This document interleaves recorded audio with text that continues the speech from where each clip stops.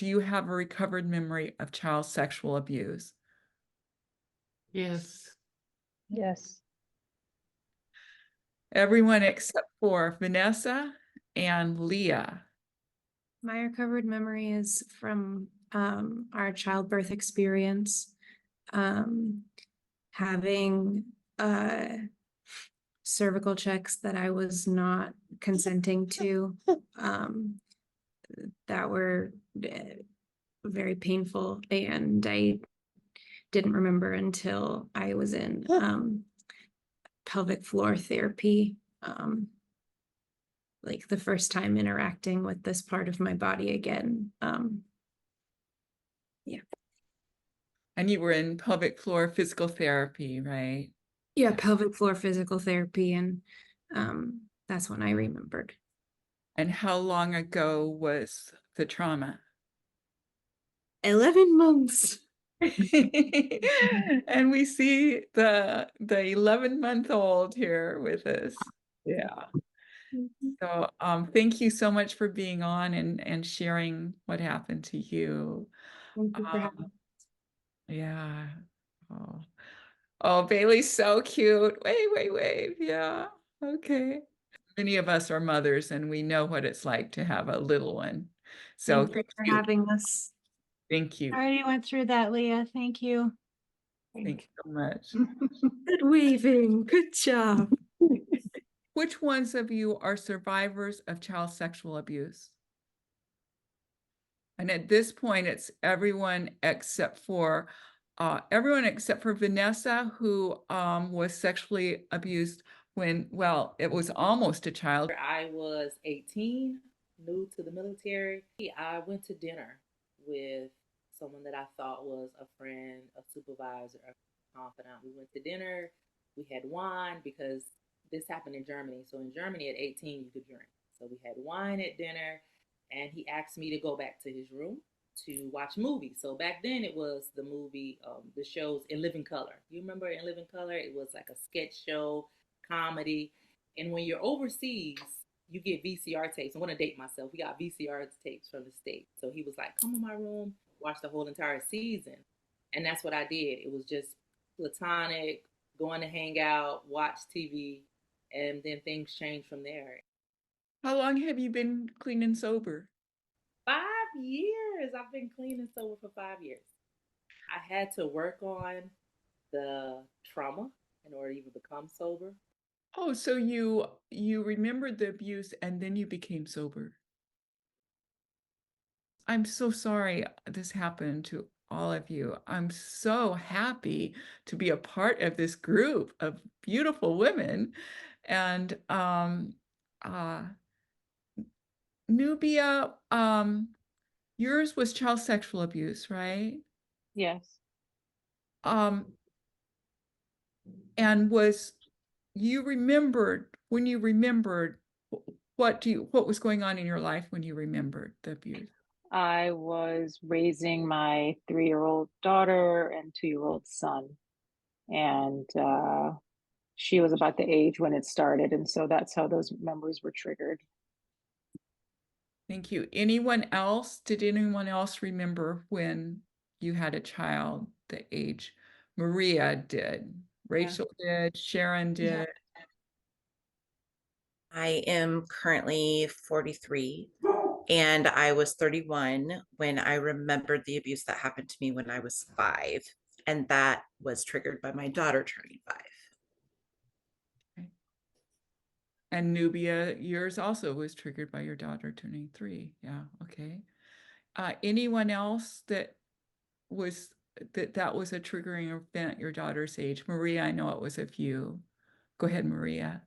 How old are you now? I'm 58. I think I'm 58, and I remembered when I was 42. It happened when I was 10, and when my daughter was 10, I ruptured a disc in my neck and chronic pain started. She was 10 when my pain started, and then I remembered 2 years later. I was bathing my daughter when she was a couple months shy of 2, and I just had like the knowing that that's what my body looked like no breasts, no hips, no hair except on my head.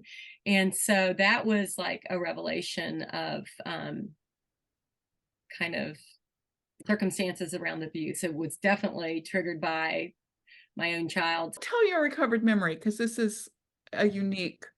This is really crazy, y'all. So I'm working on my memoir, and I found a stash of documents, emails, letters, and some of them are my handwritten notes from when I went through counseling in the year 2000. And like, so for the last, I don't know, 50 years, 40 years, I've had a very specific memory of what the abuse entailed. And then here I see this sentence, and I was like, I don't remember that. So I remembered it in the year 2000, and now we're here 24 years later. And like, it's like I put it all on paper, and then I just like shut the box and put it away.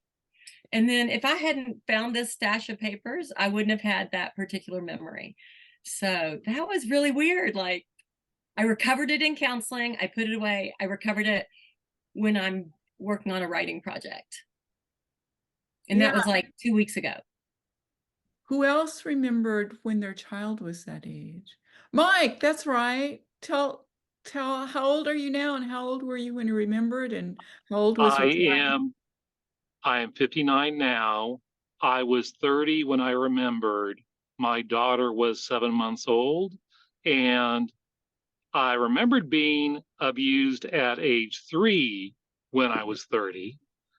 And when I was 54, through therapy and other things, we uncovered that it actually started when I was about 7 months old, was when the abuse started. And then also remembered at about that same time that I was trafficked sexually by my father to other men at sexual exploitation events between the ages of 5 and 8. And that was, 54, so only 5 years ago. And you consider yourself a ritual abuse survivor, is that correct? Yes, the sexual exploitation events, yes, would be considered ritualistic abuse, yes. Okay. And who else remembers ritual abuse that is going public about it? Darlene and Bridget and Sharon and Brenda. And then Diane, you have a memory that you remembered as an adult, and again related to your child's sexual abuse. Yeah, okay. Yeah, we do show some variety here, which I think it's good for people to see that, like of course Leah's wasn't able to stay on the call because she's tending to her 11-month-old baby, but hers happened 11 months ago during delivery. So there's quite a diversity of experiences. So ritual abuse from Brenda and Sharon, I know it was ritual abuse, yes. And incest as well, right? Yes, and Incest, traffic. trafficking, yes, child sex trafficking, and For Darlene, over 40, sex trafficking. for over 40 years of traffic. Yeah, that is so sad, but your brothers were able to victimize you. That was so sad. I mean, they would hunt you down and find out where you were working. That's just so sad. But the good part is that I put him in jail, so he in jail for 40 Yes. years. Yes, yes. I'm glad you are safe now. So glad you are safe. Now, for Maria, it was a one-time incident. And for Rachel, it was a one-time incident. Is that right? I have memory of one. I have the knowing that it wasn't the first time. Oh, I haven't recovered any of those memories yet, but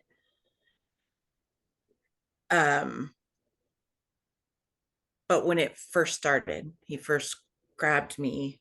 That was actually the first, after the flashback, that was the first memory. And I was absolutely so terrified that he had grabbed me that I know that it wasn't the first time that he had tried something.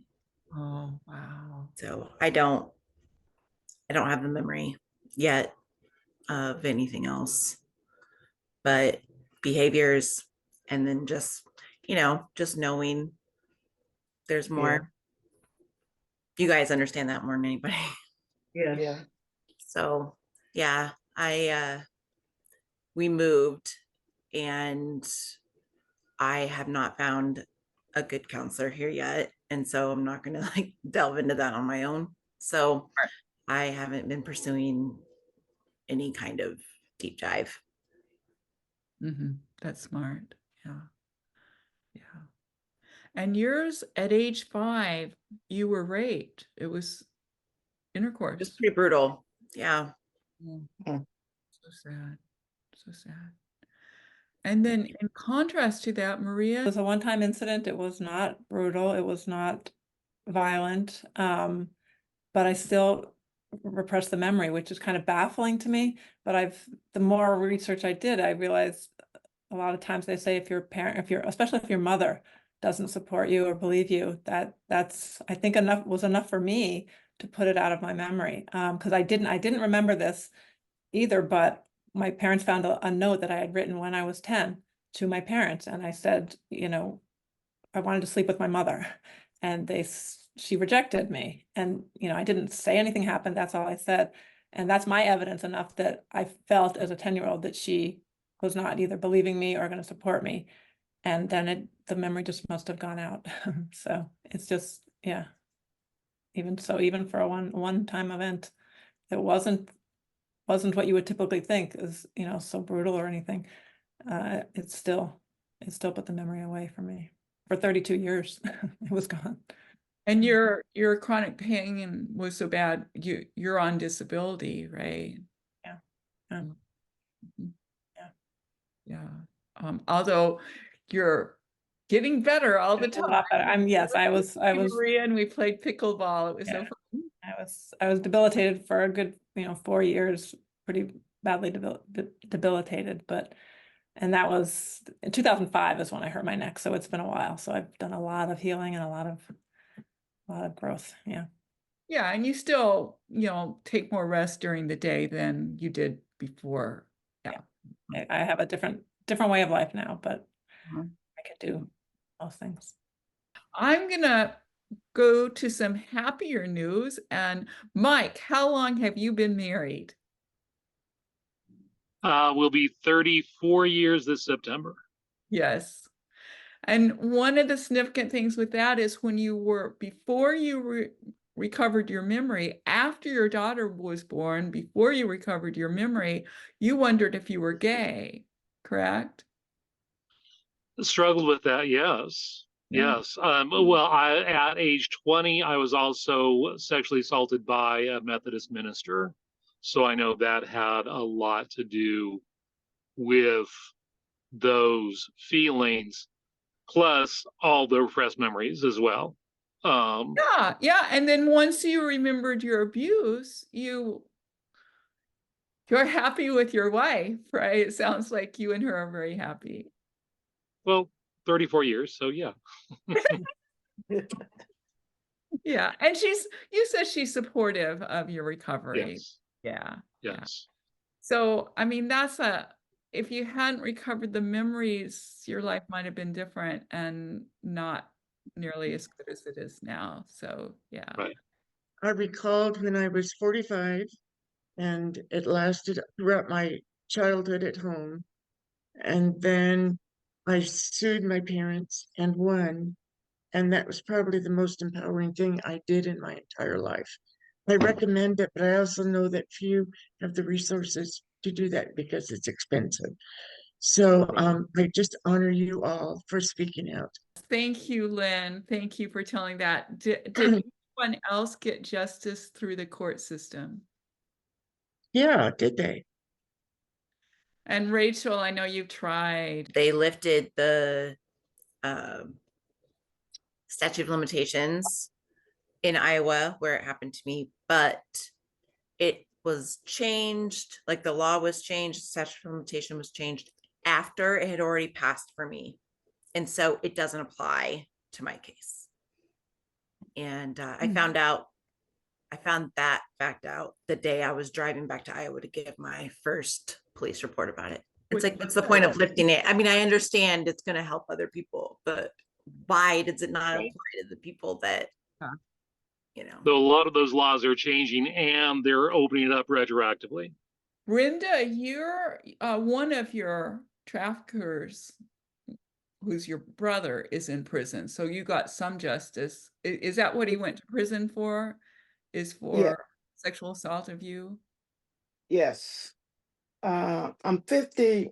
Let me see how old. I just had birthday March the 6th.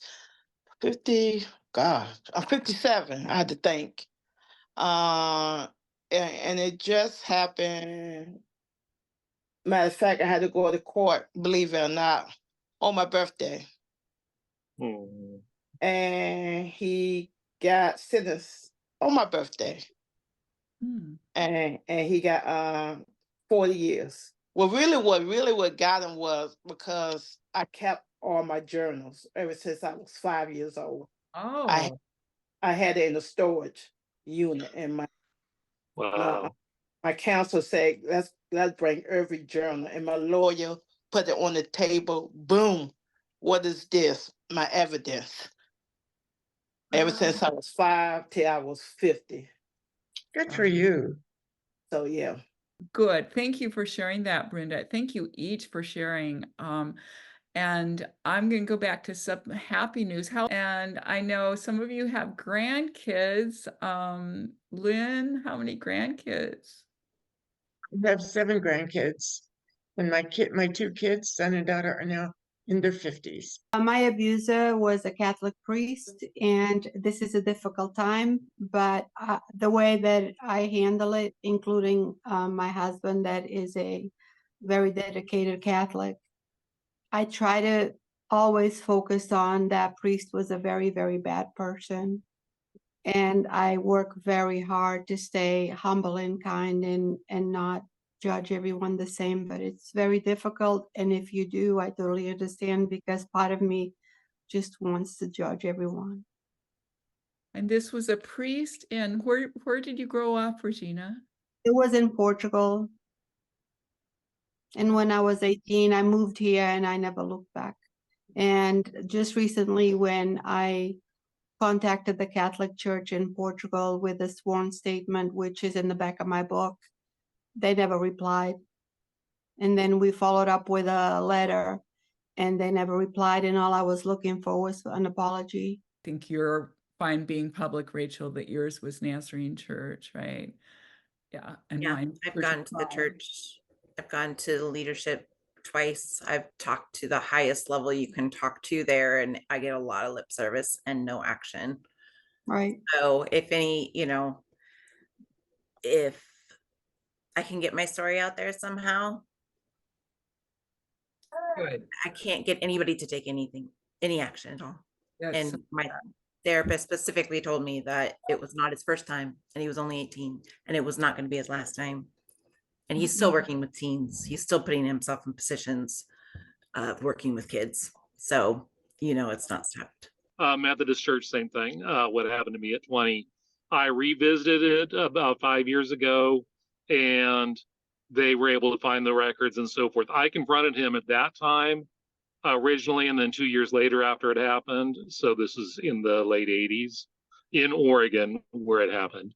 And basically he got a wrist slap because he was near retirement age.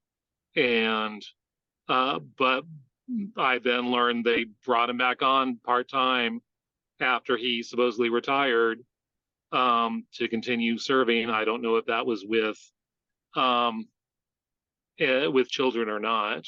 But after I came forward, they did get confirmation that someone from the 70s and someone from the 60s also claimed to be victims of him abused similarly. During my interview, I had mentioned I had recovered memories of being abused by my father. They then used that statement against me to lessen whatever value they would put on the price of therapy, because it would also help whatever damage I had from being abused by my father. The settlement money that they offered was going to be significantly less. And so, yeah, I ended up just not accepting it. But yeah, Wow. and I've got all of that documented. Thank you so much for thank you each so much for sharing.